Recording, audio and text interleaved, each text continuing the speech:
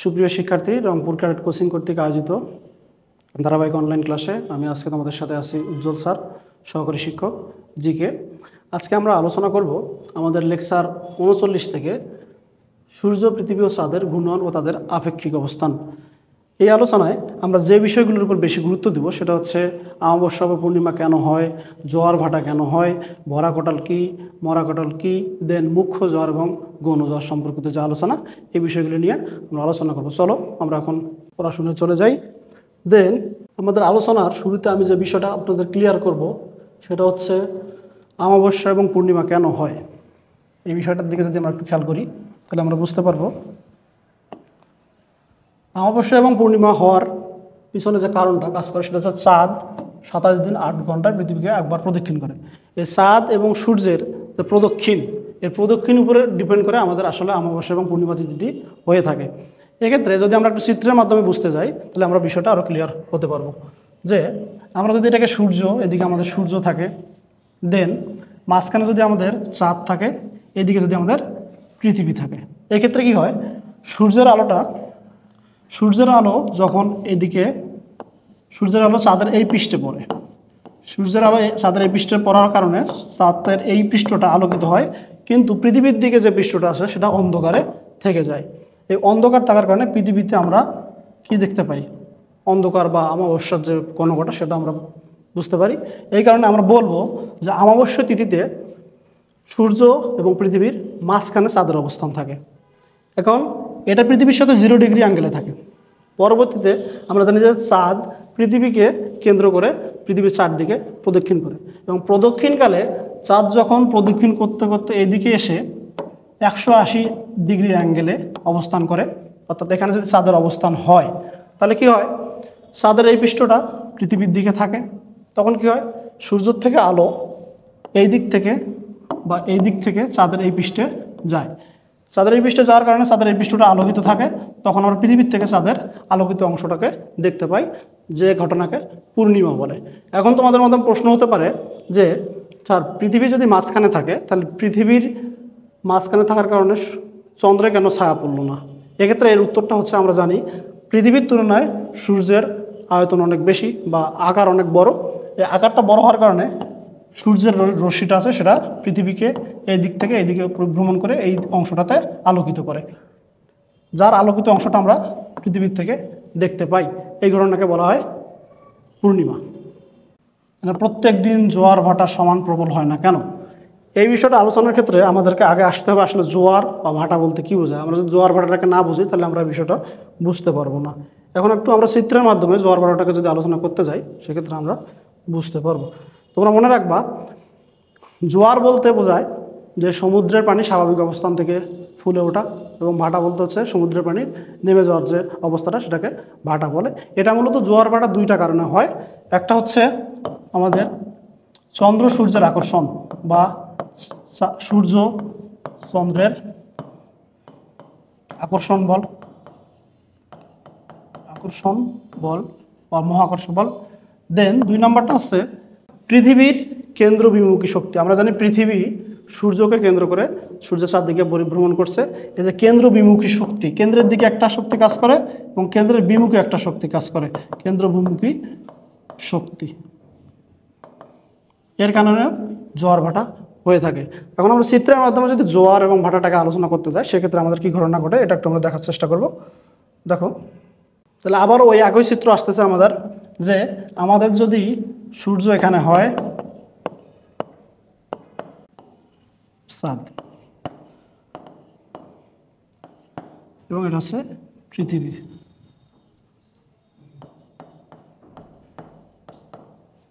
তাহলে এই চাঁদ এবং সূর্য এবং পৃথিবী যখন একই সরলরেখায় অবস্থান করে তখন কি হয়, আমরা জানি যে চাঁদের আকর্ষণ সূর্যের আকর্ষণের তুলনায় এখানে বেশি হবে, কারণ চাঁদ পৃথিবীর কাছে অবস্থান করছে সূর্যের থেকে। তাহলে এই যে সূর্যের আকর্ষণ প্লাস চাঁদের আকর্ষণ যখন একসাথে কাজ করে তখন কি হয়, পৃথিবীর এই অঞ্চলটাতে আকর্ষণের কারণে সমুদ্রের পানি ফুলে যায়। পাশাপাশি পৃথিবীর কেন্দ্রবিমুখী শক্তির কারণে এই অবস্থানটিতেও সমুদ্রের পানি ফুলে যায়, ধরো যে এই অঞ্চলটাতে সমুদ্রের পানি ফুলে যায়। এবং হয় কি, আমরা জানি পৃথিবীর 70% পানি এবং এক্সাক্ট হিসাবে হচ্ছে 71% পানি, 29% স্থল। মানে পৃথিবীর এই পানির যতগুলো পানি আছে, এই পানি কি হয়, এই আকর্ষণের কারণে দুই অঞ্চলে সরে যায়। কিসের আকর্ষণের কারণে? চন্দ্র এবং সূর্যের আকর্ষণের কারণে। এবং দুই অঞ্চলে সরে যাওয়ার কারণে যে দুই অঞ্চলে সমুদ্রের পানি ফুলে ওঠে সেই দুই অঞ্চলে হয় জোয়ার, এবং যে অঞ্চল থেকে পানিগুলো সরে যায় সেই অঞ্চলে হয় ভাটা। সেক্ষেত্রে আমরা এই অঞ্চলটাকে জোয়ারের আন্ডারে আনতে পারি, যে জোয়ার, এই অঞ্চলে হয় জোয়ার, দেন এই অঞ্চলটাতে হয় ভাটা। তাহলে কিসের কারণে হলো? চন্দ্র সূর্যের আকর্ষণের কারণে। এই যে চন্দ্র এবং সূর্যের আকর্ষণ, যেহেতু চন্দ্রের আকর্ষণতে সূর্যের আকর্ষণ মিলিত হয়েছে, এই কারণে এখানে আকর্ষণ বলটা বেশি। তো এই যে এখানে যে জোয়ারটা হচ্ছে, সেই জোয়ারটা হচ্ছে মুখ্য জোয়ার, আর এই অঞ্চলে যে জোয়ারটা হচ্ছে সেটা হচ্ছে গৌণ জোয়ার। আশা করি তোমরা বুঝতে পেরেছো। এখন ভাটার ক্ষেত্রে যে ঘটনাটা ঘটে, এই যে এখানে জোয়ার হচ্ছে, এখানে জোয়ার হচ্ছে, এই অঞ্চলে ভাটা হচ্ছে, এই অঞ্চলে ভাটা হচ্ছে। এখন আসলে সময়ের পার্থক্যটা কি? আমরা জানি যে বিষয়টা একটু খেয়াল রাখি, যে এখানে যখন আমাদের জোয়ার হয়, এই অঞ্চলে, পৃথিবীর এই অঞ্চলে যখন জোয়ার হয় এবং এই অঞ্চলে তখন ভাটা হয়, এই সময়টার পার্থক্য হচ্ছে আমাদের 6 ঘন্টা 13 মিনিট। 6 ঘন্টা 13 মিনিট। আবার এখান থেকে আবার একটা পার্থক্য থাকে 6 ঘন্টা 13 মিনিট। তার মানে এখানে পার্থক্যটা যাচ্ছে 12 ঘন্টা 26 মিনিট। তাহলে আমাদের প্রশ্ন হয় অনেক সময় যে একটি জোয়ার থেকে আরেকটি জোয়ার হওয়ার পার্থক্য কত বা সময়ের পার্থক্য কত? তখন হচ্ছে উত্তরটা হবে 12 ঘন্টা 26 মিনিট, বা 12 ঘন্টা আমরা এক্সাক্ট হিসেবে বলতে পারি। আবার একটি জোয়ার হওয়ার পর ভাটা কত সময় পর হয়, তখন আমরা উত্তরটা বলবো যে আমাদের উত্তরটা হবে 6 ঘন্টা 13 মিনিট। তাহলে পৃথিবীতে একই সময়ে দুইটি স্থানে জোয়ার হয় এবং দুটি স্থানে ভাটা হয়, এই বিষয়টা আমরা বুঝতে পারলাম। পরবর্তীতে আমরা যে বিষয়টা আলোচনায় যাব, আসলে ভরা কটাল বা তেজ কটাল কি, আমরা আসলে গৌণ জ্বর এবং মুখ্য জ্বর আমরা বুঝতে পেরেছি আশা করি। ভরা কটাল কখন হয় এবং মরা কটাল কখন হয়, এটাও আমরা একটু চিত্রের মাধ্যমে আলোচনা করব। ভরা কটাল,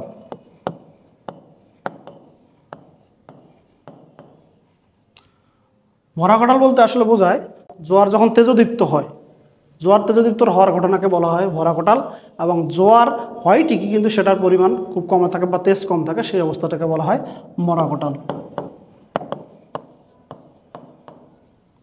মরা কটাল। এখন আমরা যদি একটু চিত্রের মাধ্যমে বুঝতে যাই, যদি আমাদের এই চিত্রটাই আবার আসবে, এক্ষেত্রে আমাদের এইটা 0 ডিগ্রি অ্যাঙ্গেলে থাকে, আমাদের এই অবস্থানটা হচ্ছে 90 ডিগ্রি অ্যাঙ্গেল, আমাদের এই অবস্থানটা হচ্ছে 180 ডিগ্রি অ্যাঙ্গেল। কার সাথে? চাঁদের অবস্থানের সাথে। চাঁদ যখন এই অবস্থানে থাকে, কারণ কোন অবস্থানে? সূর্য,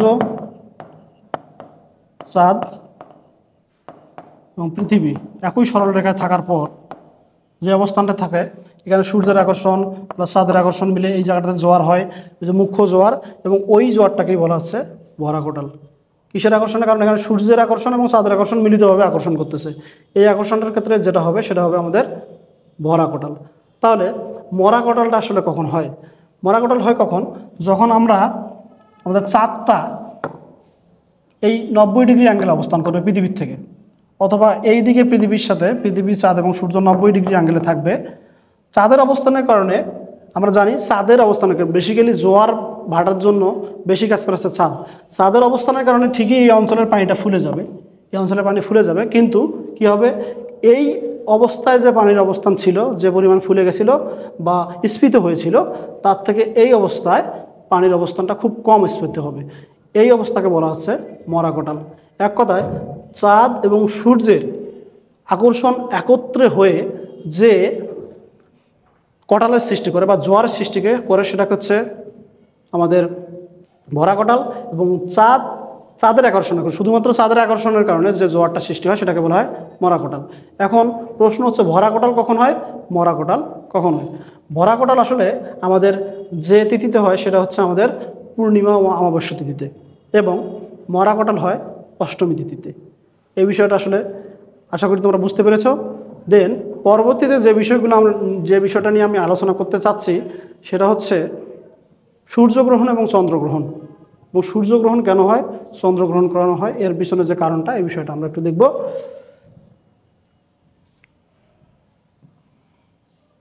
দেখো, প্রথম সূর্যগ্রহণ।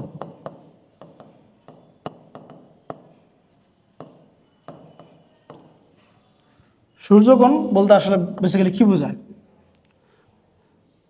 চাঁদ পৃথিবীকে প্রদক্ষিণ করার সময় যখন সূর্যের এবং পৃথিবীর মাঝখানে অবস্থান করে, এর ফলে সূর্যের আলো সাময়িক সময়ের জন্য পৃথিবীতে আসতে পারে না। তখন পৃথিবীর মানুষ কিছু সময়ের জন্য অন্ধকারে অবস্থান করে, এই অবস্থাকে সূর্যগ্রহণ বলে। সূর্যকে গ্রহণ করে, এক কথা চাঁদ সূর্যকে ঢেকে ফেলে, এটা হচ্ছে সূর্যগ্রহণ। সূর্যগ্রহণের মধ্যে আরেকটা বিষয় আছে পূর্ণ সূর্যগ্রহণ। যদি সূর্যকে চাঁদ পুরোপুরি ঢেকে ফেলে তাহলে সূর্যের আলো পৃথিবীতে আসতে পারে না। এই যে পুরোপুরি ঢেকে ফেলার ঘটনাটা, এটাকে বলা হয় পূর্ণ সূর্যগ্রহণ। আবার সূর্যগ্রহণের কিছু ভাগ আছে, আংশিক সূর্যগ্রহণ, বলয় সূর্যগ্রহণ। এগুলো বিষয় নিয়ে আমরা পরবর্তীতে নেক্সট ক্লাসে বা পরবর্তী যে কোনো সময় আলোচনা করব। এই ঘটনাটাকে বলা হচ্ছে সূর্যগ্রহণ। এক কথা সূর্য থাকবে এখানে, চাঁদ থাকবে এখানে, পৃথিবী থাকবে এখানে, এটা হবে সূর্যগ্রহণ। আবার চন্দ্রগ্রহণটার দিকে যদি একটু আমরা যাই তখন বিষয়টা কী আসে? চন্দ্রগ্রহণের ক্ষেত্রে পৃথিবী থাকবে মাঝখানে, চাঁদ থাকবে এদিকে। তাহলে এখানে সূর্য, এখানে চাঁদ, এখানে পৃথিবী, পৃথিবী হবে, পৃথিবী পৃথিবী মাঝখানে হচ্ছে, এখানে হচ্ছে চাঁদ।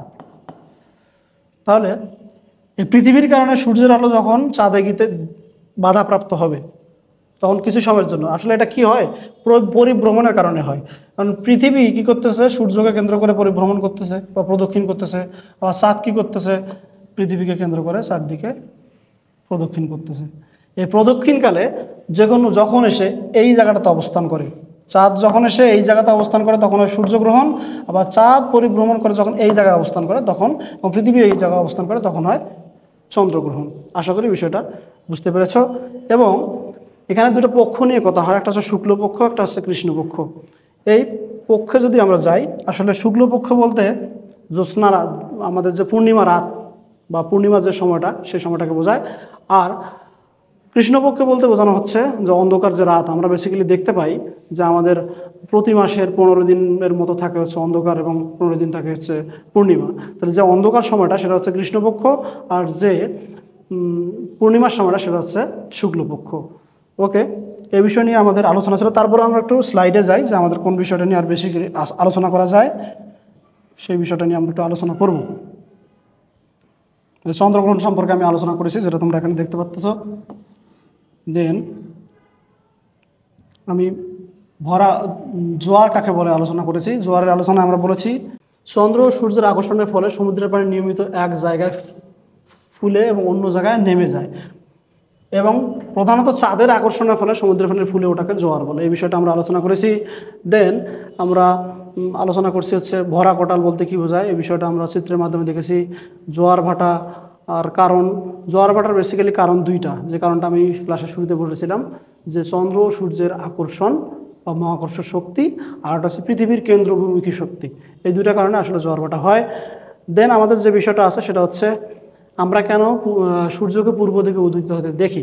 এটার উত্তর হচ্ছে মহাকাশে যখন পৃথিবী স্থির অবস্থা থাকে না, এটা আমরা জানি যে পৃথিবী সূর্যকে কেন্দ্র করে চারদিকে প্রদক্ষিণ করতেছে, এবং এই পৃথিবীর যে ঘূর্ণয়নটা সেটা পশ্চিম থেকে দক্ষিণ দিকে হয়, পশ্চিম থেকে পূর্ব দিকে হয়, পশ্চিম থেকে পূর্ব দিকে হয়। এই পৃথিবীর এই ঘূর্ণয়নের কারণে আমরা আসলে পূর্ব দিকে সূর্য উদিত হতে দেখি। দেন অমাবস্যা কেন হয়, যেটা আমরা চিত্রের সাহায্যে দেখাইছি যে অমাবস্যা কখন হয়, যে পৃথিবীকে ঘিরে ঘূর্ণয়নের সময় চাঁদ যখন পৃথিবী এবং সূর্যের মাঝখানে অবস্থান করে।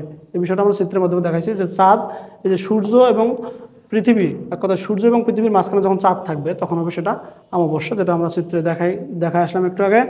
দেন সবসময় চাঁদের এক পৃষ্ঠ দেখা যায় কেন, এটার উত্তরটা যদি আমরা দিতে যাই চিত্রের মাধ্যমে, যে সূর্যের আলোটা যখন চাঁদে পড়ে, সূর্যের আলো যখন চাঁদে পড়ে, কারণ চাঁদের এই একটা পৃষ্ঠেই পড়ে, অপর পৃষ্ঠে কিন্তু যায় না। তাহলে এই পৃষ্ঠটার মধ্যে, যে পৃষ্ঠটার মধ্যে আলো পড়ে সেই পৃষ্ঠটা আমরা দেখতে পাই, এবং যে পৃষ্ঠে আলো পড়ে না সেই পৃষ্ঠটা আমরা দেখতে পাই না। এই কারণে চাঁদের আমরা একটা পৃষ্ঠকে দেখতে পাই। দেন ভরা কোটাল কখন হয়, এই বিষয়টা আমরা আলোচনা করছি যে ভরা কোটাল প্রতি পূর্ণিমা এবং অমাবস্যা তিথিতে হয়।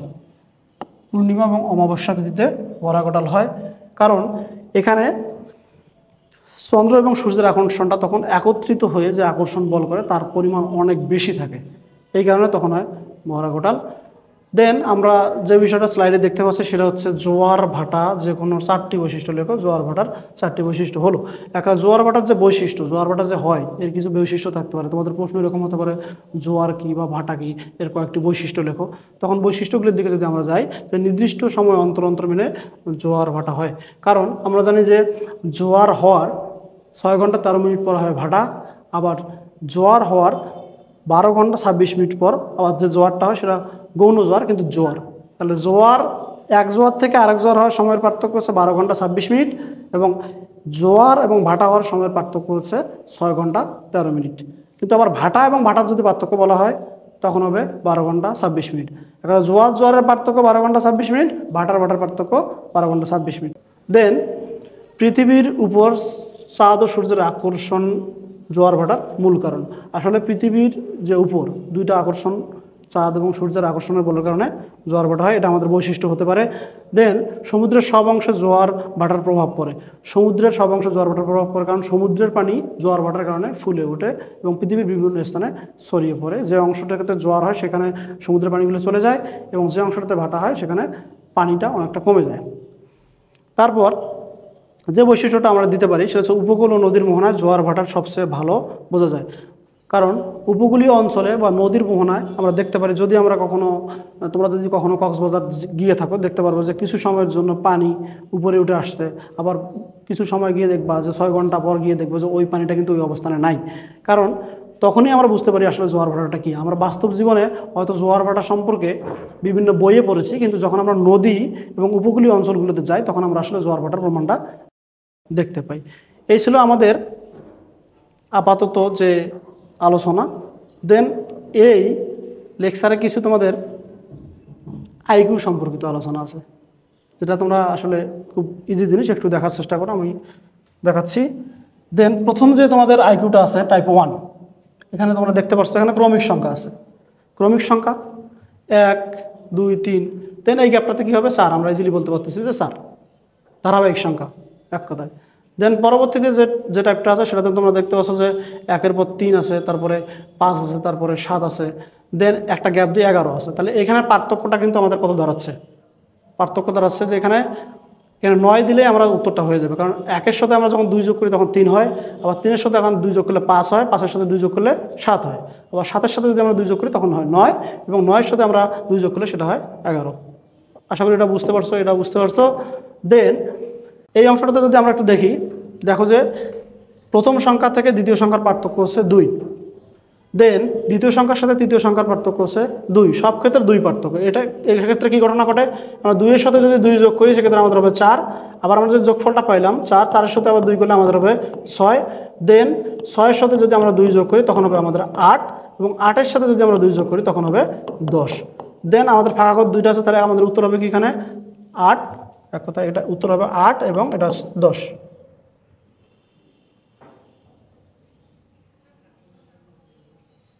উত্তরটা যদি আমি স্পষ্ট লিখতে যাই তখন আমাদের হয় এখানে আছে 8, এখানে হচ্ছে 10। আশা করি বুঝতে পেরেছ। পরবর্তীতে যেটা আছে সেটা হচ্ছে টাইপ 3। টাইপ 3-তে বলা হচ্ছে যে তোমরা দেখলে বুঝতে পারো 1 শুরুতে আছে, প্রথম সংখ্যাটা 1, দেন আছে 5, দেন 4। এখানে আমরা দেখতে পাচ্ছি যে প্রথম সংখ্যা অর্থাৎ দ্বিতীয় সংখ্যার থেকে প্রথম সংখ্যার পার্থক্য কত দাঁড়াচ্ছে 4, দেন 9 থেকে 5 বাদ করলে পার্থক্য বাড়াচ্ছে কত 4। তার মানে এটা থেকে আমরা বুঝতে পারতেছি যে প্রতি ঘরের সাথে প্রথম ঘরের সাথে 4 যোগ করে আমাদের 5 হয়েছে, দেন 5-এর সাথে 4 যোগ করে আমাদের 9 হয়েছে, এবং 9-এর সাথে যোগ করলে আমাদের হবে 13, এবং 13-এর সাথে 4 যোগ করলে আমাদের হবে 17। তাহলে আমাদের উত্তরটা দাঁড়াচ্ছে কি 13 এবং 17। আশা করি বুঝতে পেরেছো। আমাদের আইকিউ এর টাইপ 4-এ যে বিষয়টা আছে সেটা সম্পর্কে যদি একটু আমরা আলোচনা করতে যাই, দেখা যাবে যে এটা আসলে একটা বেসিক্যালি তোমরা এই বিষয়টা থেকে হয়তো হেজিটেট হতে পারো, এটা আসলে একটা ধারার নাম, যেটার নাম হচ্ছে ফিবোনাক্কি ধারা। গণিতে ধারা সম্পর্কিত কিছু আলোচনা আছে, গুণোত্তর ধারা, সমান্তর ধারা, তার পাশাপাশি এটা একটা ধারা হচ্ছে ফিবোনাক্কি ধারা। এই ফিবোনাক্কি ধারা কি হয় যে আমাদের প্রথম পদের সাথে দ্বিতীয় পদের যোগ করলে আমরা তৃতীয় পদটা পাবো। একটু আমরা বেসিক্যালি দেখতে যাই, এখানে আমাদের প্রথম পদ কি আছে, প্রথম পদ আছে 0, তার সাথে যদি আমরা 1 যোগ করি তখন আমাদের দাঁড়ায় কি 1। তাহলে আমরা কি প্রথম এবং দ্বিতীয় যোগ করে তৃতীয় পদটা পাচ্ছি। আশা করি বুঝতে পেরেছ। দেন আমরা যদি এখানে আমাদের প্রথম পদের কাজ শেষ। এখন আমরা দ্বিতীয় আর তৃতীয়র মধ্যে কাজ করব। দ্বিতীয় পদটা হচ্ছে 1, তার সাথে যদি আমরা তৃতীয় পদ 1 যোগ করি তখন আমরা কি পাবো? চতুর্থ পদ পাবো 2। তারপর আমরা 1-এর সাথে যদি 2-কে যোগ করি তখন আমরা কি পাবো? 3 পাবো। দেন 3-এর সাথে যদি আমরা 3-এর পূর্ববর্তী পদটাকে যোগ করি, এক কথায় যে সংখ্যাটাতে আমাদের যোগফল বের হবে তার পূর্ববর্তী সংখ্যাটা যোগ করে আমরা পরবর্তী সংখ্যাটা পাবো। তাহলে 3-এর সাথে যদি আমরা 2 যোগ করি তাহলে আমাদের কত দাঁড়ায়? আমাদের দাঁড়াচ্ছে হচ্ছে 5। তাহলে 5কে আমরা এখন পাইলাম, 5-এর পূর্ববর্তী সংখ্যা কি? 3। তাহলে 3-এর সাথে যদি আমরা আবার 5 যোগ করি তাহলে আমরা কি পাবো? 8। দেন 8 তো আমাদের এখানে আছে, ধারাতেই আছে। তাহলে যদি 8-এর পূর্ববর্তী সংখ্যা 5, তাহলে 8-এর সাথে আমরা 5 যোগ করলে কত পাবো? 13 পাবো। ওকে, তাহলে আমাদের একটা উত্তর অলরেডি বের হয়ে গেছে 13। তাহলে 13-এর পূর্বে আবার কি আছে? 8 আছে। তাহলে 8-এর সাথে আমরা যদি 13 যোগ করি তখন আমাদের উত্তরটা দাঁড়ায় 21। তাহলে আমাদের 2টা গ্যাপ ছিল, 2টা গ্যাপে আমাদের 2টা উত্তর হবে, একটা হচ্ছে 13 আর একটা হচ্ছে 21। আচ্ছা, আমরা আমাদের আলোচনা শেষের দিকে চলে আসছি। আলোচনার শেষে আমাদের তোমাদের জন্য কিছু হোমওয়ার্ক অ্যাড করা আছে, সেই হোমওয়ার্কগুলো তোমরা একটু দেখে আসবা। যেমন কৃষ্ণপক্ষ শুক্লপক্ষ বলতে কী বোঝায়, কর্কটক্রান্তিকা কোনটি, এটি বাংলাদেশের কোন অঞ্চলের উপর দিয়ে গিয়েছে, বাসায় সোলার প্যানেল কোন দিকে মুখ করে লাগাতে হবে, কারণ সহ ব্যাখ্যা করো। এই বিষয়গুলো তোমরা একটু বাসায় দেখে আসবা। আশা করি তোমরা তোমাদের হোমওয়ার্কটা বুঝিয়ে পেয়েছো। হোমওয়ার্কটা বাসায় তোমরা প্র্যাকটিস করবা এবং এতক্ষণ আমার সাথে থাকার জন্য তোমাদেরকে ধন্যবাদ। তোমাদের আগামী দিন শুভময় হোক, এই বলে আমি আমার আজকের ক্লাস এখানে শেষ করছি। ধন্যবাদ সবাইকে।